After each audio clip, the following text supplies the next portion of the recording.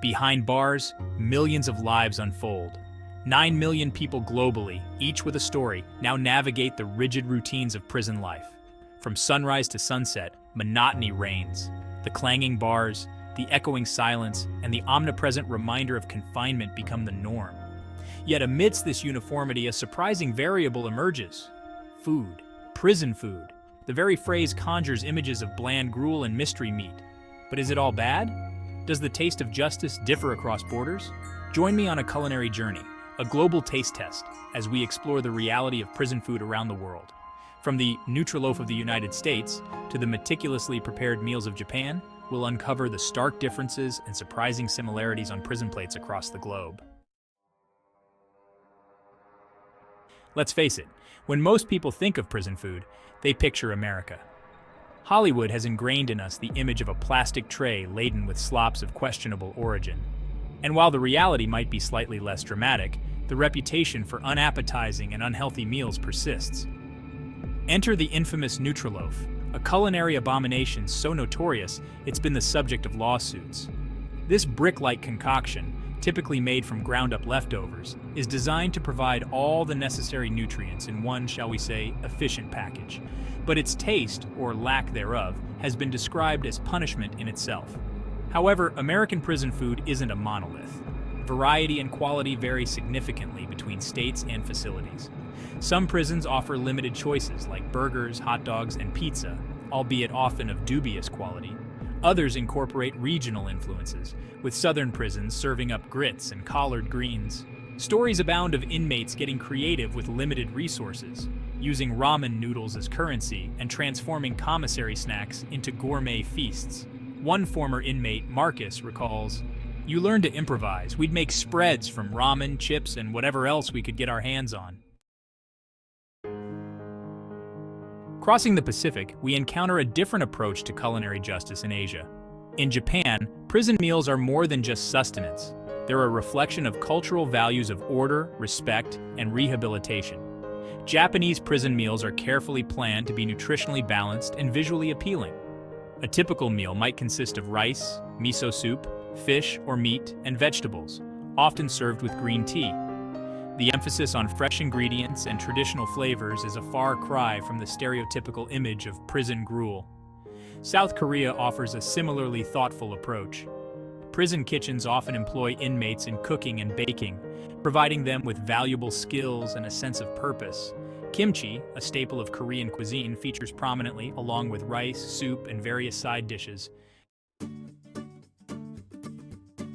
Venturing down under, Australia's prison food offers a unique blend of practicality and regional flair. With its vast landscape and diverse culinary influences, it's no surprise that prison menus across the country vary significantly. In some facilities, inmates can expect basic but hearty meals like meat pies, sausage rolls, and sandwiches, often featuring the iconic Australian spread, Vegemite. Others incorporate local ingredients like kangaroo meat, which is considered a lean and sustainable protein source. However, Australia's prison system has faced criticism over food quality and portion sizes. Reports of inmates resorting to buying instant noodles and other processed snacks from the canteen highlight the ongoing challenges in providing adequate nutrition. One former inmate, Liam, shared his experience. "The food wasn't terrible, but it wasn't great either. You got used to it, but it wasn't something you looked forward to." The canteen was a lifesaver, though. A packet of Tim Tams could make your day. Curries and chapatis, a taste of Indian prison life. India, a land of vibrant spices and diverse culinary traditions, presents a fascinating case study in prison food. With a prison system grappling with overcrowding and limited resources, providing adequate and culturally appropriate meals is a monumental task. In many Indian prisons, the staple diet consists of rice, dal, vegetables, and roti. Regional variations abound, with curries and stews incorporating local spices and flavors. Vegetarianism is also widely accommodated, reflecting India's cultural and religious diversity. However, the quality and quantity of food vary significantly between prisons. Overcrowding, corruption, and inadequate funding often lead to shortages, poor hygiene, and a reliance on low-quality ingredients. Beyond the wall, Scandinavian approaches to prison food. Traveling north to Scandinavia, we encounter a starkly different approach to prison food. In countries like Norway and Finland, the focus shifts from punishment to rehabilitation, and food plays a crucial role in this transformative process. Scandinavian prisons prioritize fresh, locally sourced ingredients and emphasize culinary skills as part of inmate rehabilitation programs. Inmates are often involved in growing their own produce, preparing meals, and even baking, fostering a sense of responsibility, purpose, and self-sufficiency. A typical meal in a Norwegian prison might consist of grilled salmon with roasted vegetables, a far cry from the stereotypical image of prison fare. The emphasis on healthy, appealing meals reflects a belief in the inherent dignity of all individuals, even those who have committed crimes. This progressive approach extends beyond the plate. Pasta and penance, a glimpse into Italian prison kitchens. Italy, a country renowned for its culinary excellence, offers a unique perspective on prison food. While not without its challenges, the Italian prison system reflects a deep-rooted cultural appreciation for food and its ability to nourish both body and soul. Pasta, a cornerstone of Italian cuisine, features prominently on prison menus, often accompanied by simple but flavorful sauces, fresh vegetables, and bread. Regional specialties, such as pesto in Liguria and ragu in Bologna, add a touch of home comfort and variety to the meals. In some Italian prisons, inmates have the opportunity to participate in cooking and baking programs, learning traditional recipes and culinary techniques. These programs not only provide valuable skills, but also foster a sense of community and purpose, helping inmates develop a positive outlet for their creativity and energy. However, the Italian prison system, like many others worldwide, faces issues of overcrowding, limited resources, and inconsistent food quality. More than just a meal, food is a tool for rehabilitation. As we've journeyed across the globe, tasting the realities of prison food, one thing becomes clear. Food is more than just sustenance, especially behind bars.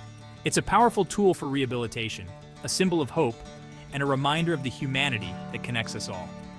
In many countries, food-related programs are transforming prison environments. Culinary training equips inmates with valuable skills, boosts their self-esteem, and prepares them for employment upon release. Gardening initiatives foster a sense of responsibility, connect inmates with nature, and provide access to fresh produce. These programs recognize that rehabilitation extends beyond punishment. They empower individuals, provide them with purpose, and offer a taste of a brighter future. The human right to food ethical considerations. While the quality and variety of prison food may differ across the globe, one fundamental question remains: is access to adequate food a human right, even for those who have committed crimes? Denying this basic right not only constitutes cruel and unusual punishment, but also hinders rehabilitation efforts.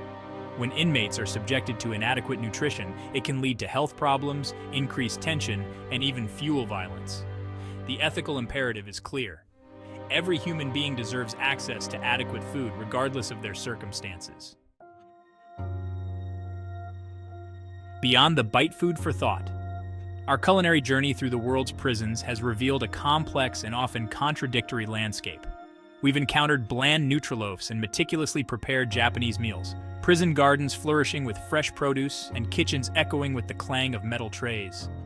What we eat reflects our values, our culture, and our humanity. Prison food, then, becomes a mirror, reflecting how we view those who have transgressed societal norms. Do we choose punishment or rehabilitation, deprivation or dignity? The stories we've shared, the glimpses into lives behind bars, remind us that even in confinement, hope and humanity persist. Food can be a bridge, connecting us to our culture, our families, and our own potential for growth. A call for change.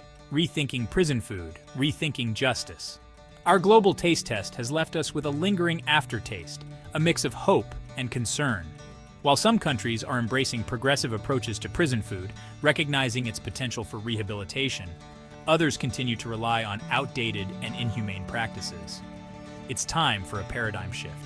We must move away from viewing prison food as a punishment and embrace its power as a tool for transformation. By investing in culinary training programs, supporting prison gardens, and ensuring access to nutritious and culturally appropriate meals, we can create a more just and humane criminal justice system.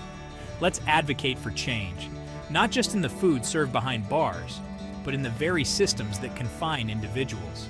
Because everyone, even those behind bars, deserves a seat at the table of humanity.